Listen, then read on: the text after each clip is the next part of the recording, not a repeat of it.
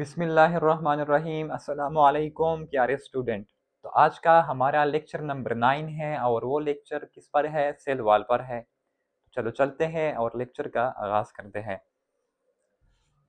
तो cell wall, अब इसका डिफिनीशन क्या है?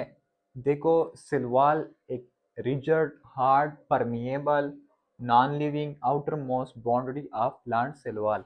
देखो, cell wall outer most boundary है प्लांट का, ये सख्त है, नॉन लिविंग है, परमिएबल है। अगर एमसीक्यूज में आ जाए कि is cell wall is permeable, impermeable और सेमी परमिएबल, तो आपका ऑप्शन होगा परमिएबल, क्योंकि प्लांट सेल वॉल जो है वो अलाउ करता है पोलर को भी और नॉन पोलर मटेरियल को भी, तो वो परमिएबल है। इम्परमिएबल जो कि ना पास करता हो किसी चीज़ को भी, और सेमी परमिएबल जो कि आधा परमिएबल हो। अब ये इंशाल्लाह प्लाज्मा मेम्ब्रेन में आपको ये और भी समझ में आ जाएगा कि सेमी परमिएबल किसको कहते हैं, क्योंकि प्लाज्मा मेम्ब्रेन सेमी परमिएबल है। और क्यों सेमी परमिएबल है, इंशाल्लाह सेकंड लेक्चर में आपको खुद पता चल जाएगा। तो मेरा सवाल भी ये है कि plant cell wall non living है, लेकिन क्यों नॉन लिविंग है, ये आप मुझे आंसर दें, ठीक है? तो प्लांट जो सेल वॉल था वो रॉबर्ट हॉक ने 1665 में डिस्कवर किया, ठीक है। अब डिफिनीशन के बाद, डिस्कवरी के बाद केमिकल कंपोजिशन पर आते हैं। Plant cell wall different chemical से बना हुआ है, और प्लांट सेल वॉल जो बना है वो किस से बना है? सेलुलोज से बना हुआ है। और सेलुलोज क्या है? एक पॉलीसेकेराइड है। और पॉलीसेकेराइड क्या है? एक कार्बोहाइड्रेट है। और कार्बोहाइड्रेट क्या है? वो बायोलॉजिकल मॉलिक्यूल में पढ़ेंगे। तो सेलुलोज और हेमी सेलुलोज दोनों पॉलीसेकेराइड है, लेकिन cellulose first abundant carbohydrate on earth है। जो कि प्लांट सेल वॉल किससे बना है, मैं फिर बताता हूँ, सेलुलोज से बना हुआ है। और सेलुलोज पॉलीसेकेराइड है, लेकिन most abundant carbohydrate on earth है। उसके बाद जो फंजाई का सेल वॉल है वो काइटिन से बना हुआ है, लेकिन काइटिन भी पॉलीसेकेराइड है, बट नाइट्रोजन कंटेनिंग पॉलीसेकेराइड है, वो नाइट्रोजन कंटेनिंग पॉलीसेकेराइड है, ठीक है। लेकिन second most abundant carbohydrate on earth है। इसी तरह इंशाल्लाह हम प्रोटीन भी पढ़ेंगे और लिपिड भी, लेकिन बायोलॉजिकल मॉलिक्यूल में। तो सब्र रखो, ठीक है। तो उसके बाद काइटिन के बाद जो है first cell bacteria cell wall is, उसके बाद बैक्टीरिया, और जो बैक्टीरिया के सेल वॉल है वो म्योरिन से बना हुआ है। और म्योरिन क्या है? एक पेप्टिग्लाइकॉन है। पेप्टी मतलब प्रोटीन और ग्लाइकॉन मीन ग्लूकोज। मतलब ये हुआ कि बैक्टीरिया का जो सेल वॉल है वो ग्लूकोज और प्रोटीन से बना हुआ है। अगर plant cell without cell wall हो तो उसको हम क्या कहते हैं? तो उसको हम प्रोटोप्लास्ट कहते हैं।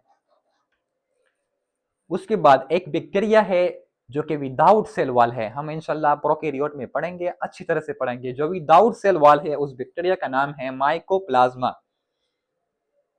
और जो सेल वॉल बनता है वो किसके किसके जरिए से बनता है? गोल्जी बॉडीज के जरिए से बनता है, ये याद रख के।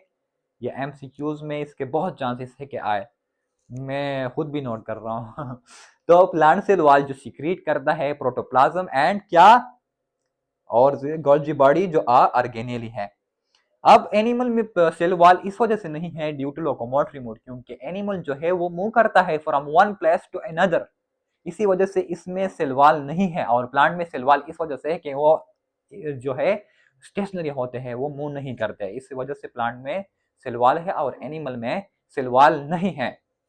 तो यहाँ पर तो कुछ रह तो नहीं गया? नहीं, इंशाल्लाह कुछ भी नहीं रह गया, सब कुछ बस क्लियर। प्रोटोप्लाज्म, अगर साइटोप्लाज्म प्लस न्यूक्लियस को हम क्या कहते हैं? प्रोटोप्लाज्म, ठीक है। इंशाल्लाह कुछ भी नहीं रह गया। तो कंपोनेंट ऑफ सेल वॉल जो फर्स्ट है वो मिडल लेमिला है, प्राइमरी वॉल, एंड उसके बाद सेकेंडरी वॉल। देखो, प्राइमरी जो मिडल लेमिला है, फर्स्ट जो है मिडल लेमिला, वो उसका लोकेशन कहाँ है? वो प्रेजेंट होती है बिटवीन टू सेल, वो दो सेलों के दरमियान में मौजूद होती है। यहाँ पर मैंने मिसाल दी है, इससे पहले मैंने मुकम्मल लेक्चर किया, लेकिन बदकिस्मती ये थी कि मैंने लेक्चर शुरू नहीं किया हुआ था, रिकॉर्डिंग मैंने शुरू नहीं की थी। तो ये दोबारा रिकॉर्डिंग कर रहा हूँ। तो जो मिडिल लिमिला होता है वो दो सेलों के दरमियान होता है, ठीक है। ये देखो, दो सेलों के दरमियान है। आप भी देख रहे हो ये किस तरह का सेल है, बस ऐसे ज्यूम करो, ठीक है। तो उसका लोकेशन बिटवीन दो सेलों के दरमियान है, और उसका साइज जो है वो 1 माइक्रोमीटर इन थिकनेस पर है। 1 माइक्रोमीटर, मिलीमीटर, नैनोमीटर, फेमटोमीटर, ये पढ़ेंगे मेजरमेंट में, बहुत अच्छी तरह से पढ़ेंगे। लेकिन उसके बाद आपने भूलना नहीं है इसको, ठीक है। ये बहुत जगह पर ये काम काम आएगा। तो इसका शेप जो है वो एमॉर्फस है। अब एमॉर्फस एक ग्रीक वर्ड से निकला हुआ है जिसका मतलब है शेपलेस। ये केमिस्ट्री के 5th चैप्टर में सॉलिड चैप्टर में इंशाल्लाह पढ़ेंगे एमॉर्फस और क्रिस्टलाइन सॉलिड। तो ये एक इसका शेप जो है एमॉर्फस है, मतलब शेपलेस, इसका खास शेप नहीं है। उसके बाद उसका केमिकल कंपोजिशन क्या है? Chemical composition consist of pectin and also calcium and magnesium pectate. ये लाजमन नोट करो, ये भी एमसीक्यूज में आ सकता है। कैल्शियम एंड मैग्नीशियम पेक्टेट से यह बना हुआ है। लेकिन अगर ये वुडी टिश्यू में है, मिडल लेमिला, तो ये कॉमनली क्या है? लिग्निफाइड लिग्निन है। और लिग्निन क्या देता है? Rigidity, hardness to plant. उसके बाद प्राइमरी वाल है। इस तरह नहीं कहना है कि प्राइमरी सेल वाल, ठीक है, ये प्राइमरी सेल वाल नहीं है, ये प्राइमरी वाल है। और दूसरी बात ये कि अगर एमसीक्यूज में आया कि आप सीरीज बताए फ्रॉम लोअर टू हायर, किसकी?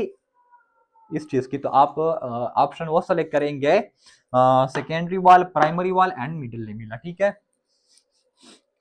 तो प्राइमरी वाल पर आते हैं, इसका साइज है 1 से लेकर 3 माइक्रोमीटर इन थिकनेस पर है। प्रॉपर्टी क्या है? ये एक ट्रू वाल है जो कि न्यूली डेवलपिंग सेल में जो है बन रहा होता है, या पहले या मौजूद होता है जब एक सेल डेवलप हो जाए। और दूसरी बात ये कि ये ऑप्टिकली एक्टिव होता है, मतलब ये कि अगर मैं इस पर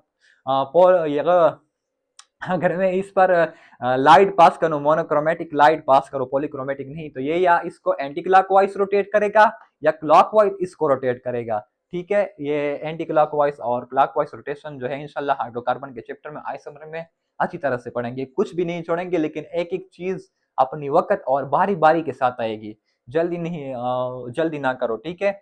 अगर हम इस पर जो है एक लाइट पास करें तो ये यार इस लाइट को एंटी क्लॉकवाइज रोटेट करेगा, या अगर हम इस पर दोबारा फिर लाइट पर पास करें तो ये क्लॉकवाइज रोटेट करेगा। इसको हम जो कहते हैं ऑप्टिकली एक्टिव जो है, ऑप्टिकली एक्टिव कहते हैं कि अगर हम ऐसा लाइट पास करें जिसका सिंगल वेवलेंथ हो, प्लेन पोलराइज लाइट हम उसको कहते हैं जिसका सिंगल वेवलेंथ हो। मिसाल के तौर पर अगर रेड कलर है तो ये एक सिंगल वेवलेंथ वाला कलर है, और ये एक प्लेन पोलराइज लाइट है। अगर हम इसको पास करें किसी ऐसे सब्सटेंस पर जो कि ऑप्टिकली एक्टिव है, जिस तरह के प्राइमरी वाल है, या तो इस लाइट को ये एंटी क्लॉकवाइज रोटेट करेगा या क्लॉकवाइज रोटेट करेगा, तो इसको ऑप्टिकली एक्टिव कहते हैं। उम्मीद है कि ये समझ में आ गया होगा आपको। तो तीसरा जो है वो सेकेंडरी वाल है।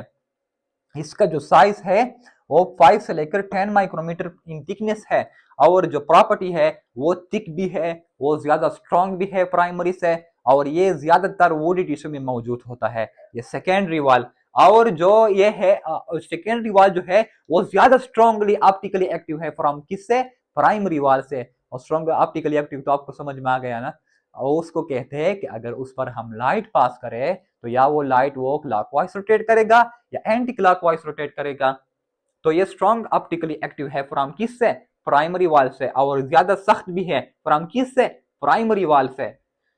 तो इसका केमिकल कंपोजिशन क्या है? सेलुलोज है, हेमिसेलुलोज है, और ये दोनों पॉलीसेकेराइड है, पिक्टिन है, सम सिलिका भी मौजूद है, और साल्ट जो कि कैल्शियम, मैग्नीशियम और पोटाशियम।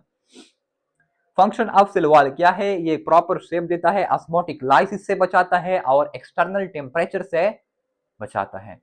तो हमारा लेक्चर अब खत्म हो गया। इंशाल्लाह दूसरा लेक्चर जो है प्लाज्मा मेम्ब्रेन पर आएगा, और उसके बाद साइटोप्लाज्मिक ऑर्गेनेल पर। शुक्रिया।